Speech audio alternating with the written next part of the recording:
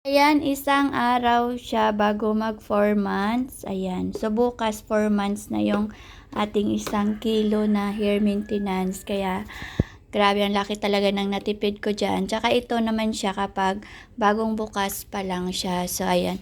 So, magbubukas na ako ng isa ngayon dahil nga paubos na to. Oh. So, ayan.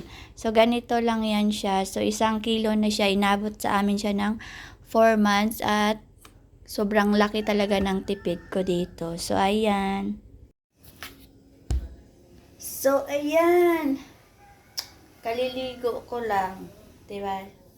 So, ayan. Yung aking treatment, umabot siya ng January. Ano na ba ngayon? January 6. So, 1 month before siya mag 4 months. So, mayroon pa siyang natira. Ayan, o. So, 4 months na siya bukas. O, diba? So, first time kong magkaroon ng ganitong conditioner na umaabot siya ng buwan. Diba? Yung nabibili ko kasi dating conditioner is weeks lang. Tulad nung tagwa 100 ml. So, ayan. Sobrang nakatipid talaga ako dito. Super nakatipid talaga ako dito dahil sa mahal ng bilihin ngayon, talaga maghahanap ka ng paraan para makatipid ka. So, bubuksan ko na to. Mabuti na lang mayroon pa akong stock.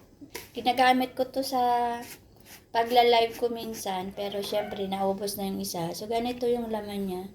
So, aabutin na naman to sa akin ng 4 months. So, ayan. Pero, dalawa kami at saka tawag nito. Hahaba ng buhok namin. Oh, yan. So, isa talaga to sa tawag no? Isa yan sa mga nakita ko na makakapag papatipid sa akin. Kasi sa panahon ngayon, lahat na ngayon nagmamahal. So, ayan. 1 taon na rin yata ako hindi magsusuklay kasi yung suklay namin kinain ng aso. Grabe, papakita ko sa inyo yung suklay ko So, kailangan yata makabili rin ako ng suklay na hindi na makakagat ng aso. Saglit lang.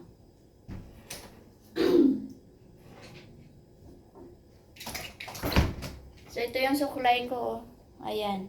Tapos, kalahati na yung salamin. Diba? Grabe talaga itong aking alaga. So, ayan. Nag-share ko lang kasi siyempre, alam mo yun. Sa panahon ngayon, huwag na tayo mag-arty-arty kasi yung iba nag-i-inarty pa. Pero ito, kapag na-try nyo talaga yung ganyang hair maintenance, yung hair mask, okay na. Alam nyo kasi sobrang laki talaga niyan. Ang laki nga na natipid ko dyan, hamakin mo. 4 months na siya bukas. So, ilang ano lang yan. 100 plus lang siya. Tapos 4 months mo siyang gagamitin. Diba? So, ayan. Parang ayaw ko na magsuklay kasi yung suklay ko pangit-pangit. Ay, kinain ba naman ng aso, oh. So, sabi ko sa kanila, bumili sila ng suklay. Hanggang ngayon, hindi pa sila nakakabili. So, ayan, tingnan nyo. Bawal nga to, sabi nga nila, diba? Itatapon ko na rin yan kasi nga, grabe talaga. Grabe talaga yung alaga ko dito. So, ayan, nag-share lang ako kasi sa ngayon, sa panahon ngayon, kailangan doon tayo sa realidad. Wag nang, ay, pangit niyan, hindi yan kilala. Ay, baka malagas yung buhok ko dyan. Ay, bakit ako? Hindi nalagas naman yung buhok ko. Tsaka mahaba pa rin, di ba? So, ayan. Tsaka, tawag nun,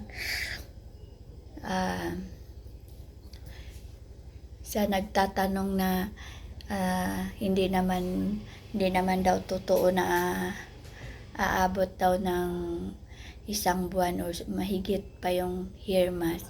Siguro depende. Siguro yung iba nalalaruan na ng bata sa bahay nila or di ko alam kung anong ginagawa nila. Kaso lang, syempre, kapag ikaw talaga, kung gagawin mo lang talaga siya ng conditioner, talagang aabot siya ng lagpas 1 buwan. Kasi nga, alam nyo yun, yung conditioner dito lang naman yan eh. Tsaka, para sa akin talaga, sobrang laki talaga ng natipid ko dito. Kaya, bibili ulit ako nito kasi nga, tawag nun, makin mo, 4 months na siya bukas, mayroon pa siyang natitira. O, ayan. So, sobrang laki talaga na natipid ko. Bahala kayo dyan kung ayaw nyong magtipid. Basta ako, nagtitipid ako.